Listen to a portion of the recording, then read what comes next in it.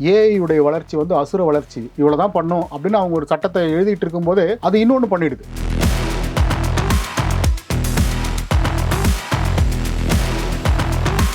இவர்கள் எல்லாரையும் ஒரு இடத்துல சேர்க்கறதுங்கிறது ரொம்ப ஹெவி பட்ஜெட் ஆன விஷயம். அப்படி பணம் செலவு பண்ண தயாரா இருந்தாலும் எல்லாரும் ஒரு இடத்துல கூடுவாங்களான்னு சொல்ல முடியாது. அப்போ ரசிகர்களா நமக்கு வந்து எல்லாரையும் ஒரு இடத்துல அப்படி ஒரு இயல்பான வாழ்வு நிலையில ஒரு காமன் மேன் காஸ்டியூம்ல பார்க்கும்போது நமக்கு நல்லா தான் இருக்கு. ஒரு சாத்தியம்னு இருக்கும்போது அதை பயன்படுத்துறவங்க நிச்சயமா வருவாங்க. மற்ற வழிகளை விட ஏஐ வழியா படம் பண்ணும்போது இன்னும் செலவு வந்து குறைவதற்கான வாய்ப்பு இருக்கு. பல விஷயங்கள் அது வந்து எளிமைப்படுத்தும். ஏஐ ஒர்க்கை மனிதர்களோட இன்புட்டே இல்லாம பண்ணும்போது ஒரு பிளாஸ்டிக் தன்மை இருக்கிறது நீங்க பார்க்க முடியும். ரொம்ப கன்ஃபியூஸ் ஆகுற அளவுக்குலாம் சில வீடியோஸ் வந்து அவ்வளோ அக்யூரேட்டா இருக்கு அப்படின்னு சொல்லலாம். கோட் படத்துல பாத்தீங்கன்னு வச்சுக்கோங்களேன், விஜயகாந்த் வந்திருப்பாரு ஆரம்பத்துல. சோ அந்த சீன்லாம் பாத்தீங்கன்னா அதுல கொஞ்சம் விஜயும் உங்களால பார்க்க முடியும். அந்த வாய்ஸ் ஜெனரேட்லயுமே நம்மளுக்கு அந்த ஒரு ஃபீல் இருக்கும். இது கம்ப்ளீட்டா 100% விஜயகாந்தா அப்படின்னா இருக்க மாட்டார். அந்த மாற்றங்கள் இருக்கும். கங்குவா படம் வந்துச்சு இல்லையா, அதுல சூர்யாவோட வாய்ஸை எடுத்து மற்ற லாங்குவேஜஸ் இன்க்ளூடிங் ரஷ்யன் அதுக்கெல்லாம் வந்து டப் பண்றதுக்கு ஏஐ தான் யூஸ் பண்ணாங்க. இதோட இன்னொரு ஆஸ்பெக்ட் பார்த்தீங்கன்னு வச்சுக்கோங்களேன், இதுக்கு இவங்க தேவையில்லை, இதுக்கு பதில் ஏஐ போட்டுக்கலாம், அதுக்கு அவங்க தேவையில்லை, அதுக்கு பதில் ஏஐ போட்டுக்கலாம்னா அதே அளவுக்கு குவாலிட்டி அவுட்புட் இல்லைன்னா பார்க்கறதும் ஏஐயா தான் இருக்கும். மனுஷங்க வரமாட்டாங்க அதுக்கு. ஸ்ரீனிவாசா டூர் நடத்தும் ஆன்மீக சுற்றுலா. தொடர்புக்கு 9384854560. எவரெஸ்ட் ஈஸி செஃப் ஆகுங்கள் சில நிமிடங்களிலேயே. சௌபாக்யா home and kitchen appliances. Kumudam வியூவர்ஸ்க்கு வணக்கம். நான் திவ்யா ஸ்ரீனிவாசன். ஏஐ இல்லாமல் உலகமே இல்லை, ஃப்யூச்சர் ஃபுல்லாக இனிமேல் ஏஐ தான் அப்படின்னு வந்து பேசிகிட்டு இருக்கப்ப சினிமாலையும் ஏஐ வந்து இப்போ பூதாகாரமாக வளர்ந்துக்கிட்டு இருக்கு அப்படின்னு சொல்லலாம். நம்ம சில பேரோட வீடியோஸ்லாம் பார்க்கும்போது இது ஏஐயா இல்லை வந்து இது ஒரிஜினல் வீடியோவா அப்படின்னு பயங்கரமாக கன்ஃபியூஷன் வர அளவுக்கு வந்து பல வீடியோஸை நம்ம பார்த்துக்கிட்டே தான் இருக்கும். அப்படி இருக்கும்போது சினிமாவில் இன் ஃபியூச்சர் அண்ட் இப்பயுமே இருக்கக்கூடிய ப்ரோஸ் அண்ட் கான்ஸ் என்ன இந்த ஒரு ஏஐனால அப்படின்றதுக்கு நம்ம கூட ஷேர் பண்றதுக்காக வந்து AI expect Arulkumaran sir is with us. வணக்கம் சார், எப்படி இருக்கீங்க? நல்லா இருக்கேன். நல்லா இருக்கீங்க. ஆல்ரெடி நான் இப்போ சொன்ன மாதிரி ஏஐ வந்து உலகம் அப்படின்னு, ஏஐ தான் உலகம் அப்படின்ற ஒரு நிலைமையை நோக்கி நம்ம எல்லாருமே போயிட்டு இருக்கோம். அதுக்கு நம்ம கொஞ்சம் கொஞ்சமாக அடாப்ட் பண்ணிக்கவும் ஆரம்பிச்சிருக்கோம் அப்படின்னு நினைக்கிறேன் சார். இப்போலாம் சோஷியல் மீடியாவில் சில வீடியோஸ் பார்க்கும்போது இது உண்மையாகவே ஒரிஜினல் வீடியோவா இல்லை இது ஏஐயா அப்படின்னு ரொம்ப கன்ஃபியூஸ் ஆகுற அளவுக்குலாம் சில வீடியோஸ் வந்து அவ்வளோ அக்யூரேட்டாக இருக்குது அப்படின்னு சொல்லலாம். இப்போ ரீசெண்ட் டைமில் வந்து நம்ம தமிழோட top heroes Rajini sir, Kamal sir, Ajith sir, Vijay sir இவங்கெல்லாம் ஒன்னா ஒரு டீ கடைக்கு போனா அதுவும் நார்மலா ஒரு ஷார்ட்ஸ் லுங்கிலாம் போட்டுட்டு அவங்க போனா எப்படி இருக்கும் அப்படின்ற வீடியோ செம்ம வைரல் ஆயிட்டு இருக்கு. பார்க்கும்போது இது நடந்தா நல்லா இருக்கும், ஆனா ஏனால இது நடக்குதேப்பா அப்படின்னு வந்து நாங்களாம் வந்து ஒரு மாதிரி பார்த்து ஹாப்பி ஆகுறோம். பட் உண்மையாவே வந்து இந்த மாதிரி வீடியோஸ் பார்க்கும்போது ஒரு எக்ஸ்பெக்டா வந்து உங்களுக்கு எப்படி சார் இருக்கு? இது மாதிரி பாசிட்டிவா ஏஐ பயன்படுத்துறது ரொம்ப நல்ல விஷயம். இப்போ பார்க்குறவங்களுக்கு எல்லாமே ஒரு ஃபீல் குட் இதுன்னு கிடைக்குது. அதனால அது மாதிரி விஷயங்கள் நம்ம வரவேற்கலாம். இவர்கள் எல்லாரையும் ஒரு இடத்துல சேர்க்கறதுங்கிறது ரொம்ப ஹெவி பட்ஜெட் ஆன விஷயம். அப்படி பணம் செலவு பண்ண தயாரா இருந்தாலும் எல்லாரும் ஒரு இடத்துல கூடுவாங்களான்னு சொல்ல முடியாது. அப்போ ரசிகர்களா நமக்கு வந்து எல்லாரையும் ஒரு இடத்துல அப்படி ஒரு இயல்பான வாழ்வு நிலையில ஒரு காமன் மேன் காஸ்டியூம்ல பார்க்கும்போது நமக்கு நல்லா தான் இருக்கு இல்லையா? ஆனா இப்போ இந்த வளர்ச்சி எப்படி வந்தது, இந்த சோஷியல் மீடியா எல்லாம் சொன்னீங்க இல்லையா, எங்க ஆரம்பிச்சோம் அப்படின்னு. ஆரம்பத்தில் ஏஐ இவ்வளோ துல்லியமாக வரைகிற அளவுக்கு, இவ்வளோ துல்லியமாக காட்சிப்படுத்துகிற அளவுக்கு இல்லை. அப்போது இது எப்படி இருக்குது, இது உண்மையிலேயே ஏஐ வரைஞ்சது தானா அப்படிங்கிற அந்த சந்தேகத்தை எல்லாம் தெளிவுபடுத்திக்கிறதுக்கு நம்ம என்ன பண்ணுவோன்னா, நார்மலாக நம்ம பார்க்கக்கூடிய மனிதர்கள்கிட்ட இல்லாத சில இயல்புகள் அதுக்கிட்ட இருக்கிறது வந்து பார்க்க முடியும். ஆரம்பத்து ஏஐ வரைகிறதுலாம் வந்து கை காலெலாம் கொஞ்சம் ட்விஸ்டடாக இருக்க மாதிரியோ இல்லை எக்ஸ்ட்ரா விரல்கள் இருக்க மாதிரியோ அந்த மாதிரி ஏதோ ஒரு இது பிரச்சனை இருக்கும் அதுக்கிட்ட. அதை வச்சு நம்ம எளிதாக கண்டுபிடிக்க முடிகிற மாதிரி இருந்தது. அதை தவிர பிரபலங்கள் அவர்களுடைய டேட்டாவை வந்து அது நல்லா ட்ரெயின் ஆகி இருந்தால் மட்டும்தான் நம்ம கேட்டாலே அவங்கள வரைஞ்சி தர அளவுக்கு இருக்கும். இப்போ நம்மளுடைய ஒரு படத்தை கொடுத்தா கூட அதுலேருந்தே அது வந்து துல்லியமாக அதை எடுத்து காப்பி பண்ணி அதை வந்து ஒரு சீனில் இணைக்கிறதுக்கு உண்டான தொழில்நுட்பம் வந்துடுச்சு. ஓகே. அதனால தான் இது பண்ண முடியுது. ஆனா இந்த வீடியோஸ் வந்து பார்க்கும்போது அந்த மாதிரி நீங்க அது ஏஐன்றது அஃப்கோர்ஸ் இவ்வளோ பேர் ஒன்றா இருக்கிறது பாசிபிள் இல்லை. அதனால நம்மளுக்கு பார்க்கும்போது அது ஏஐ அந்த ஒரு ஃபீல் கொடுத்துருந்தது. பட் அதில் இருக்கக்கூடிய சின்ன சின்ன நுவான்சஸ் உங்களுக்கு பார்க்கும்போது இதெல்லாம் வந்து கொஞ்சம் மிஸ்டேக் தான் அப்படின்ற ஒரு ஃபீல் இருந்ததா? ஆமாம், அது தெளிவாக தெரியும். நீங்களே கொஞ்சம் கவனித்து பார்த்தாலே இது வந்து ரஜினி தானா, இது கமல் தானா, இது விஜய் தானா, அஜித் தானான்னு நீங்கள் பார்த்தீங்கன்னா ஒரு 80% அஜித் மாதிரி இருக்குது அந்த மாதிரி சொல்ல முடியும். துல்லியமாக அவங்க அந்த இடத்துல இருந்தாங்கன்னா இப்படி தான் இருப்பாங்களா அப்படின்னா இருக்காது. ஓரளவுக்கு கொண்டு வந்திருக்கு. அதனால நமக்கு வந்து நம்ப முடியுது இவங்கெல்லாம் சேர்ந்து இருக்காங்க. அட்லீஸ்ட் இப்போ மிமிக்ரி ஆர்டிஸ்ட்லாம் பண்ணுறாங்கன்னு வச்சுக்கோங்களேன், கொஞ்சம் ஆவரேஜான ஆர்டிஸ்டாக இருந்து அவர் ஒருத்தரோட வாய்ஸ் பண்ணால் கூட அந்த வாய்ஸ்க்குன்னு ஒரு பேட்டர்ன் இருக்கும் இல்லையா, அந்த அவங்க வந்து பாடி லாங்குவேஜும் அதை எப்படி மாடுலேஷன் பண்ணுவாங்க, எப்படி இழுப்பாங்க சில வார்த்தைகளை, இதெல்லாம் வச்சே கூட அவர் சுமாரான வேலை செஞ்சா கூட நம்ம வந்து எடுத்துப்போம். இது ஜனகராஜ் வாய்ஸ் தான் எனக்கு தெரியும் அப்படின்றோம் இல்லையா. அந்த மாதிரி இங்கேயும் நடக்குது. நம்மளுடைய பர்செப்ஷன்ல தான் அந்த மிச்சம் 20% வந்து பூர்த்தி ஆகுது. கண்டிப்பா சார். இந்த பக்கம் சோஷியல் மீடியால வந்து ஏஐயோட இன்ஃப்ளூயன்ஸ் வந்து அதிகமாயிட்டே இருக்கு அப்படின்னா சினிமாலையுமே வந்து நம்மளால இந்த ஏஐ இன்ஃப்ளூயன்ஸ் அப்படின்றத அதிகமாக பார்க்க முடியுது. ஸோ இந்த ஏஐ வந்து சினிமாவில் இந்த அளவுக்கு இன்ஃப்ளூயன்ஸ் ஆயிருக்கு அப்படின்றத எப்படி பார்க்குறீங்க சார்? இது எல்லா துறைகளிலுமே ஏஐ எப்படி வளர்ந்துட்டு வருதோ அது மாதிரி தான் இது. ஒரு சாத்தியம்னு இருக்கும்போது அதை பயன்படுத்துகிறவங்க நிச்சயமாக வருவாங்க. ஏன்னா மற்ற வழிகளை விட ஏஐ வழியாக நம்ம படம் பண்ணும்போது இன்னும் செலவு வந்து குறைவதற்கான வாய்ப்பு இருக்குது. ஓகே. பல விஷயங்கள் அது வந்து எளிமைப்படுத்திடும். முன்னாடிலாம் வந்து ஒரு 3D அனிமேட்டட் கேரக்டர் வரணும் அப்படின்னு வச்சுக்கோங்களேன், அதுக்கு வந்து ஒன்று பப்பட்ரி மாதிரி பண்ணுவாங்க, மெக்கானிக்கலாக எல்லாம் பில்ட் பண்ணிவிட்டு அதில் அந்த கேரக்டராக நடிக்கிறதுக்கு ஒரு ஆள் இருப்பார். அவருடைய முகத்தில் வந்து வரிசையாக புள்ளிகள்லாம் வச்சு அதை சென்சார் வச்சு ட்ராக் பண்ணுவாங்க. மோஷன் கேப்சர்னு சொல்லுவோம். ஸோ அவர் எப்படி நகர்றாரு, வாய் அசைக்கும் போது எப்படிலாம் அந்த பாயிண்ட்ஸ்லாம் நகருது அப்படின்னு பார்த்து 3Dயில் க்ரியேட் பண்ண அந்த உருவத்துக்கு அதே புள்ளிகளை அந்தந்த இடங்களில் வைக்கும்போது அவர் நார்மலான ஆளாக இருப்பார். இது ஒரு பெரிய தவளையாக இருக்கும். அவருடைய வாய் அசைப்பை வந்து அதுக்கு பொருத்தி அந்த மாதிரி தான் 3D அனிமேஷன்லாம் பண்ண முடியும் அப்படின்னு இருந்தது. இப்போ கோச்சடையான் படம் வந்து கொஞ்சம் எல்லாராலையும் ஏத்துக்க முடியாதது, அது ஒரு மாதிரி ரொம்ப பொம்மை படம் பார்க்குற மாதிரி இருந்தது. ரஜினி சார் எங்களால் அப்படி பார்க்க முடியல அப்படின்னு. இப்போ நான் ரீசெண்டாக ஒரு வீடியோ பார்த்தேன். கோச்சடையான் படத்தோட அந்த இமேஜையே நீங்கள் இப்போ சொல்கிற மாதிரி ஏஐயோட அட்வான்ஸ் டெக்னாலஜியில் ஒரிஜினலாக ரஜினி சார் வந்து ஒரு ரியல் அப்பியரன்ஸில் இருந்தால் எப்படி இருப்பார் அப்படின்ற அளவுக்கு மாற்றிருந்தாங்க. ஸோ டெக்னாலஜிஸ் வந்து இன்னுமே அதிகமாக இம்ப்ரூவ் ஆயிருக்குன்றதுனால தான் அந்த ஒரு விஷயம் நடக்குதா? ஆமாம் ஆமாம். இப்போ வந்து பப்பட்ரிங்கிற மாதிரி you can take anybody's photo and then you can be the actor. Okay. அந்த படத்துக்கு நீங்கள் பண்ணுறது, நீங்கள் பேசுகிற விதம், வாயை எப்படி திறக்கிறீங்க, எந்த பக்கம் திரும்புறீங்க, இது அத்தனையும் அப்ளை பண்ண முடியும். ஓகே.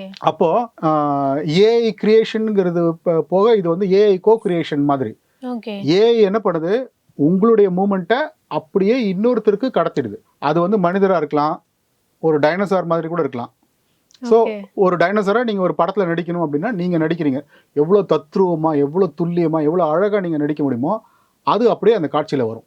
ஓகே. ஏஐ வந்து நம்மளுக்கு அந்த மாதிரி மாற்றி கொடுத்துரும். மினிமேல அந்த ட்ராக்கிங் அந்த ஒரு விஷயம், அந்த புள்ளிகள்லாம் வச்சு அதுக்கு ரொம்ப காஸ்ட்லியான எக்யூப்மெண்ட் வச்சு 3Dயில் எதெல்லாம் எப்படி நகருதுன்னு ட்ராக் பண்ணுறதுக்கு பதிலாக இப்போ இதை யூஸ் பண்ண முடியும். சினிமாவை பொறுத்த வரைக்கும் சார் நம்ம சொன்ன மாதிரி ஹீரோஸோட இமேஜஸ், ஹீரோஸ் வந்து எல்லாரும் ஒன்றா இருந்தால் இப்படிலாம் இருக்கும் அப்படின்னு நம்மளே பார்க்கும் போது ஓகே ஒரு நாஸ்டாலஜிக் ஃபீல் குட்டாக வந்து இருந்தாலும் இன்னொரு பக்கம் வந்து ஒரு டார்க் சைடு இருக்கு இல்லையா சார்?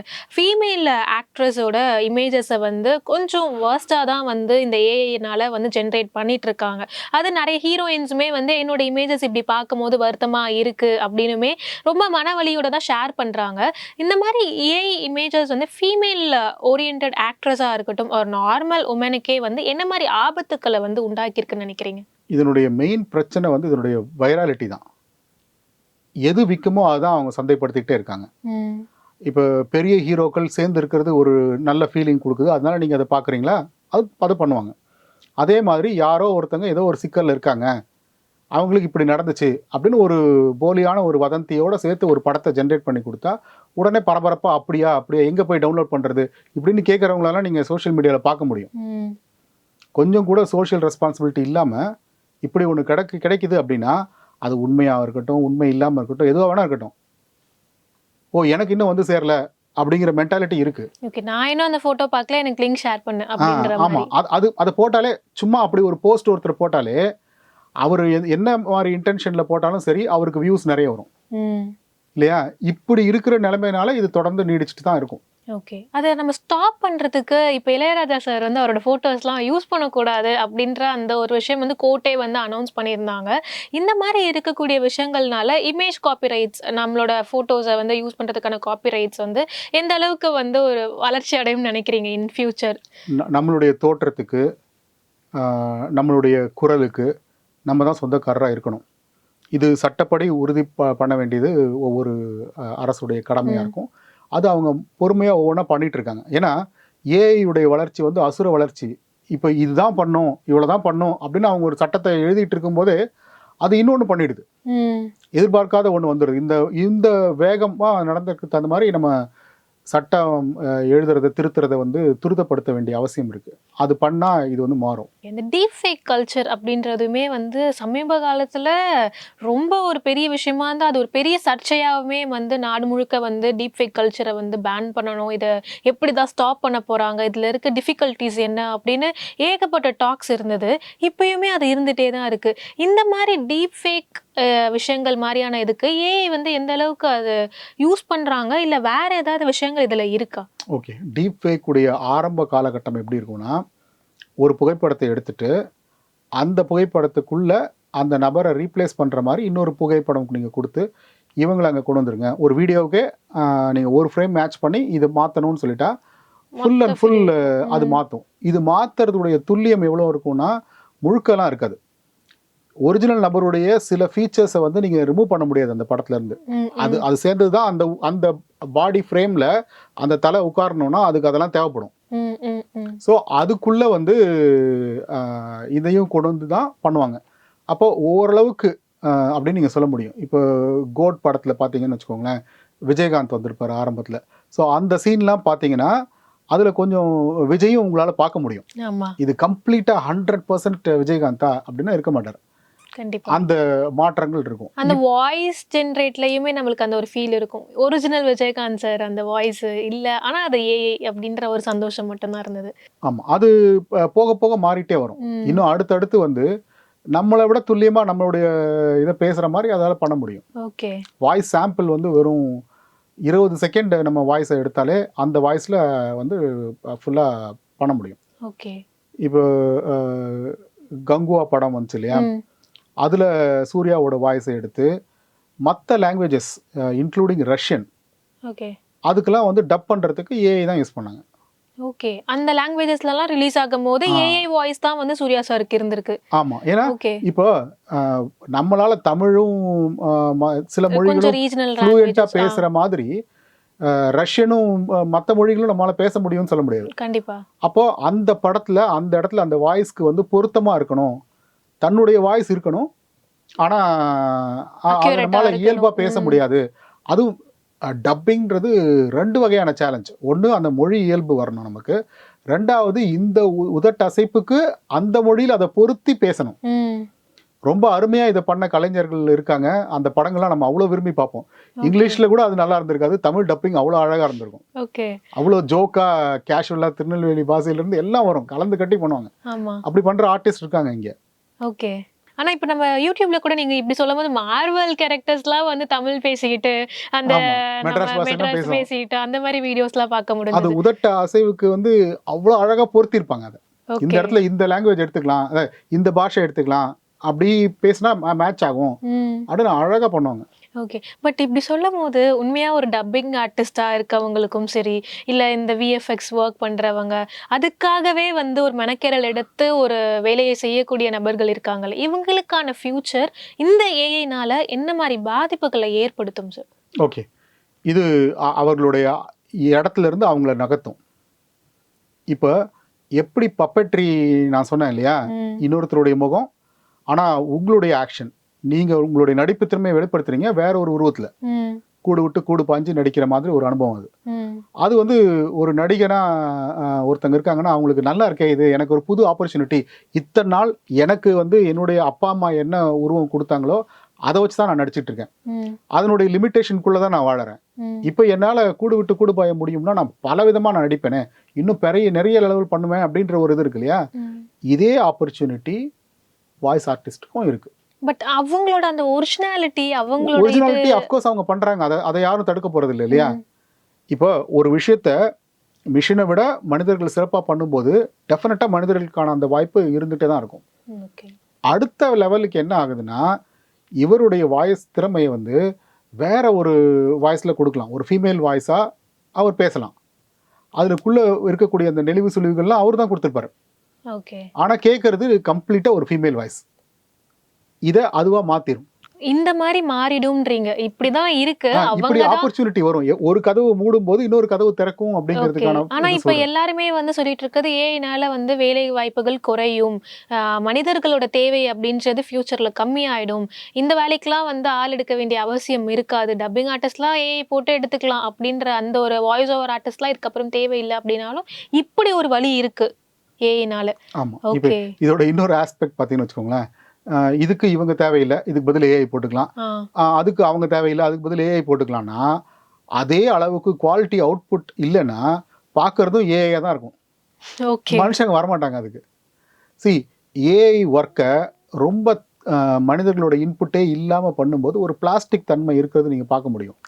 அது ஓரளவுக்கு தாண்டி போகும்போது உங்களால் பார்க்க முடியாது. இப்போ கண்டென்ட் ஜென்ரேஷன் ஏஐ வச்சு ஆயிரக்கணக்கான வீடியோ ஒரே நாளில் அடித்து தள்ள முடியும்.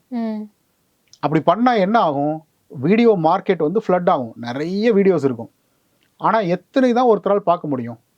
பார்க்கறதுக்கு ஆட்கள் வந்து மனிதர்கள் தான் இருக்காங்க. இது ஏஐ வந்து ஏஐக்காக வீடியோ எழுதலை இல்லையா, மனிதர்களுக்காக தான் எழுதியிருக்கு.